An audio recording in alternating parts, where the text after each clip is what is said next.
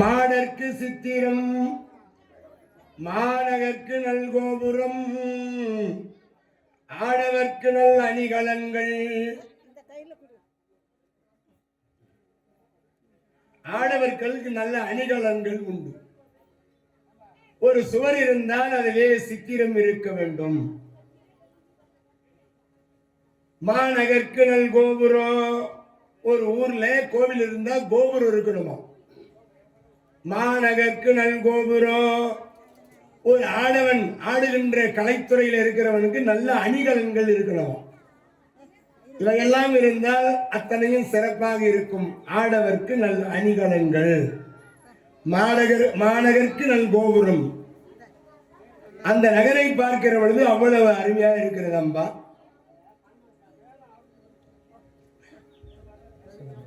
ராதாரமண கோவிந்தா கோவிந்தா, லட்சுமி வர கோவிந்தா கோவிந்தா. அருமையான முறையிலே, சிறப்பான முறையிலே, அற்புதமான முறையிலே அந்த பாஞ்சால நகருக்குள்ளே நுழைகிறார்கள். அந்த திரௌபதியினுக்குரிய பாஞ்சால நகரத்துக்குள்ளே நுழைஞ்சிட்டாங்க பாண்டவர்கள். பார்ப்பன வடிவில் அந்தணர்கள் வடிவத்தோடு உள்ள போய்கிறாங்க. இப்போ சுயோர மண்டபத்திற்கு போகணும். அப்படி போகிற பொழுது தாயை அழைத்து கொண்டு போனால் யாராவது அபசகுணமா பேசிடுவாங்களோ அப்படின்னு அந்த பாஞ்சால நாட்டிலே ஒரு குழால் மனை, உடையார் வீடு, மண்பாண்டம் செய்கிறவங்க வீடு. அந்த குழால் மனையில போய் குந்தமாதேவியை போய் இருக்கும்படியாக செய்கிறாங்க. விந்தலம் புதைத்த பைம்பொன் துகிலிடு விதான நிழல். விந்தலம் புதைத்த பைம்பொன் துகிலிடு விதான நிழல். மண்டகில் புகையில் மூழ்கி ஆவண மறையில் செல்வமோ கண்டு கண்டறிய ராணின் கவினுடை நெடுந்தோல் போர்த்து கொண்டன செயலார் ஆங்கோர் குலால நதி இருக்கை சேர்ந்தார். இருக்கை சேர்ந்தார். குலால நதி இருக்கை, குலாலல் மனை அப்படின்னா மண்பாண்டம் செய்யக்கூடிய உடையார்கள். அந்த வீட்டில் கொண்டு போய் குந்திதேவி அம்மையார தங்கும்படியாக பாண்டவர்கள் செய்தார்கள்.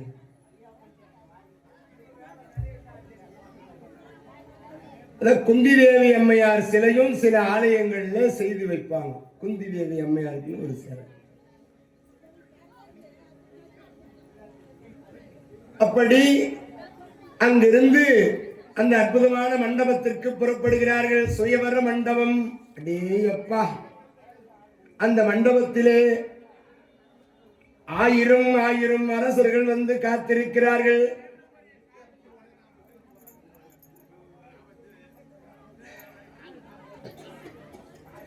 ஆயிரம் ஆயிரம் அரசர்கள் வந்து காத்திருக்கின்றார்கள். ராஜாதி ராஜாக்கள் எல்லாம் வந்து அமர்ந்திருக்கிறார்கள் சுயோர மண்டபத்திலே. அந்த சுயோர மண்டபத்திலே ஒரு வில் கொண்டு வந்து வைத்திருக்கிறார்கள். ஒரு வில்ல கொண்டு வந்து வைத்திருக்கிறார். கிந்துரம்னு பேரு அந்த வில்லுக்கு. கிந்துரம் என்று சொல்லும்படியான வில்ல கொண்டு வந்து வச்சிருக்காங்க. எல்லா ராஜாக்களும் உட்கார்ந்துங்கிறாங்க.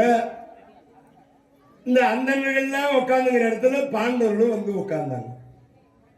அவங்க அரசரா இருந்தா அரசர்களோடு உட்கார்ந்துருக்கலாம். அந்தன வடிவத்தோடு வந்துக்கிறாங்க. அவங்க அரசரோடு சரிசமமா உட்காருவாங்களா? அந்தணர்கள்லாம் எங்க போய் உட்காந்துக்கிறாங்களோ அந்த கூட்டத்தில் போய் அவங்க உட்காந்துங்க.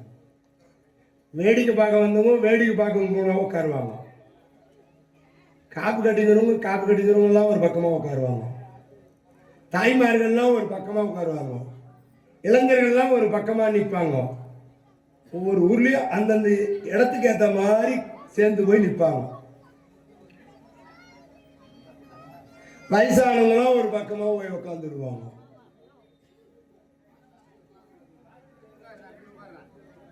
நாடகம் ஒரு சில கிராமங்கள்ல ஆண்களுக்கு தனி வரிசை, பெண்களுக்கு தனி வரிசை. ஒன்னா உட்கார மாட்டாங்க.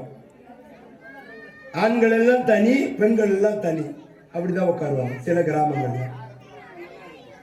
இங்கிருந்து அக்ராபாளையம் ஒரு ஊருக்கு ஆர்னிலிருந்து 5 கிலோமீட்டர். அங்கே ஆண்கள் தனியாக உட்காருவாங்க, பெண்கள் தனியாக உட்காருவாங்க, நாடகம் பார்க்கும். எந்த நிகழ்ச்சி நடந்தாலும் அப்படிதான் திருக்குத்தூர் நாடகம்லாம் பார்ப்பாங்க. அப்படி பாரத விழா சில கிராமங்களிலே நடைபெறும். அந்த முறை யாரும் போய் நாடகம் ஆடும்போது டிஸ்டர்ப் பண்ண மாட்டாங்க.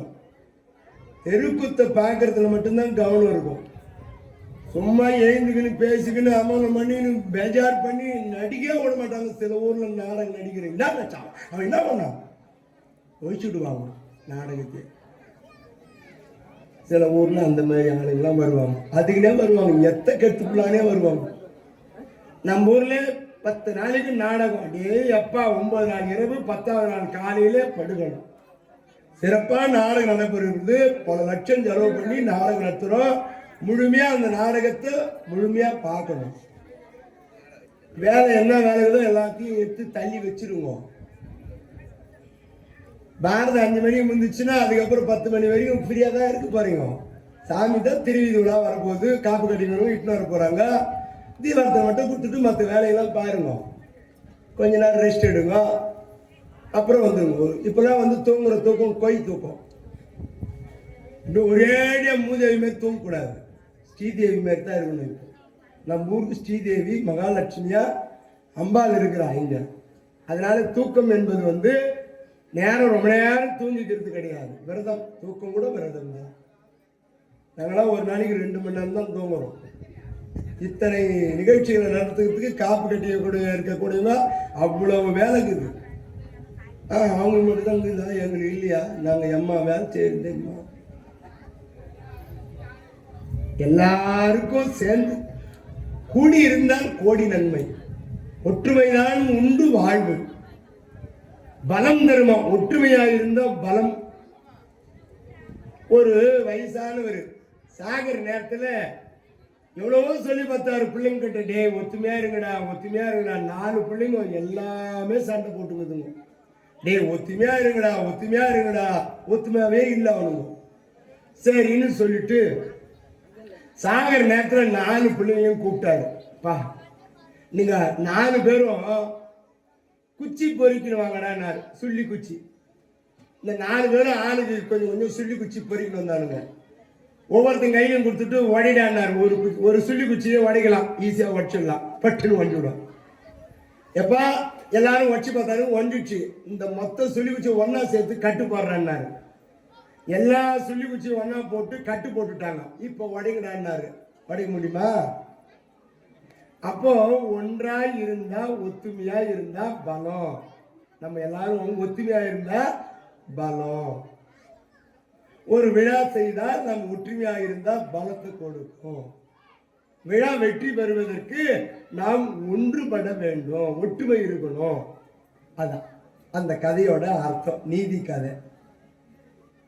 ஒரு குச்சியாக இருக்கிற பொழுது ஒடிந்துடும், கூட்டாக சேர்ந்து ஒரு விழாவை நடக்கிற பொழுது பலம் பெருகும், விழா நல்லா நடக்கும்.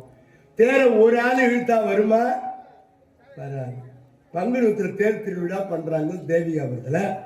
ஒரே ஆளு நானே தேர் இழுக்க முடியுமா? முடியாது. அப்படி தேர் இழுக்க வேண்டுமானால் ஒன்று கூடி தேரை இழுத்தாதான் தேர் வரும். அப்படி ஒன்றுபட்டு நாம் செய்யக்கூடிய திருவிழா கோலாகலமாக நடந்து கொண்டிருக்கிறது. 12 நாள் அடே எப்பா ஆட்டம் பாட்டம் கொண்டாட்டம் மகிழ்ச்சி. வீதிகளில் தாய் உள்ளங்கள்லாம் கும்மி ஆட்டம் கோலாட்டம், அப்படி மகிழ்ச்சியோடு வருகின்ற நிகழ்ச்சிகள் எல்லாம் நடத்தி கொண்டு வருகிறார்கள்.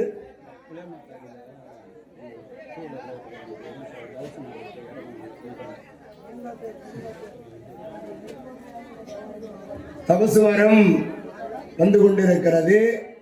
அதுக்கு இடையூறா புளிய மரத்து அடியிலே நிறைய வண்டிகள் எல்லாம் இருக்கிறதா, அந்த வண்டிகள் எல்லாம் வெளியே அகற்றி நிற்கும்படியாக உங்களை எல்லாம் வேண்டி விரும்பி விழாக்குழு சார்பாக கேட்டுக்கொள்கிறோம்.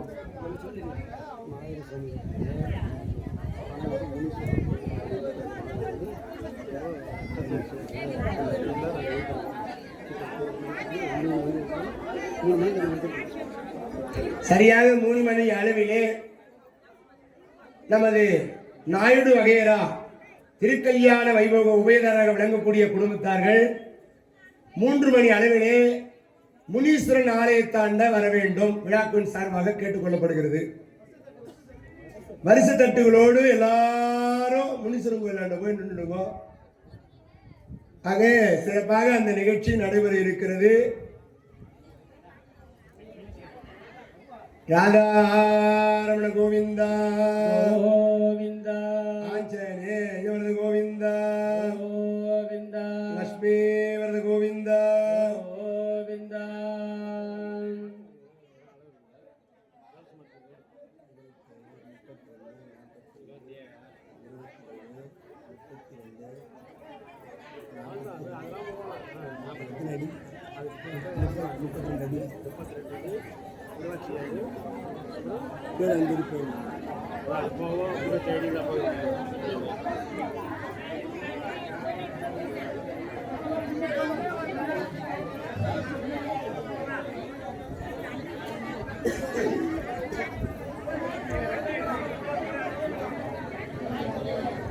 அன்பார்ந்த பக்த கோடி பெருமக்களே, இடையூறாக வண்டியை நிறுத்திருக்கின்ற அன்பர்கள் அந்த வண்டியை அகற்றி விடுமாறு கேட்டுக்கொள்கிறோம்.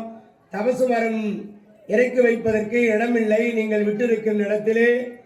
ஆக அங்கே இருக்கிற அன்பர்கள் அந்த பொறுப்பை ஏற்றுக்கொண்டு வண்டிகளை எல்லாம் கொஞ்சம் அகற்றி விடுமாறு கேட்டுக்கொள்கிறோம். இப்போ நம்ம கதைக்கு வருவோம். அவங்க வரிசைக்கு போகிறவங்களாம் போகட்டும், கதை கேட்குறவங்க உட்காருங்க.